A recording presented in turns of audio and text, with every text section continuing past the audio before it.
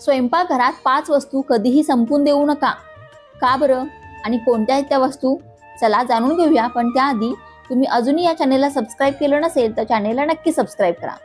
सगळ्यात पहिली वस्तू आहे ते म्हणजे मीठ. मिठाला 14वं रत्न म्हटलं जातं. मीठ नसेल तर आपलं जेवणच नाही तर जीवनही आळणे असतं. मिठाला माता लक्ष्मीचा भाऊ म्हटलं जातं. म्हणूनच स्वयंपाकघरामध्ये मीठ कधीही संपून देऊ नका. दुसरी वस्तू आहे दूध. दूध दुभत्यानं आपलं घर भरलेलं असावं असा आशीर्वाद आपल्याला दिला जातो. दूध सुद्धा तितकंच आवश्यक आहे आणि दूध संपणं सुद्धा घरामध्ये चांगलं मानलं जात नाही. म्हणून दूध सुद्धा घरात नेहमी असावं. त्यानंतरची तिसरी गोष्ट आहे हळद. हळद ही औषधी असते हे तर आपल्या सर्वांना माहितीच आहे आणि म्हणूनच घरामध्ये हळद कधीही संपून देऊ नका. त्यानंतरची चौथी गोष्ट आहे तेल. तेल सुद्धा घरामध्ये नेहमी असावं. आणि 5वी गोष्ट आहे पीठ.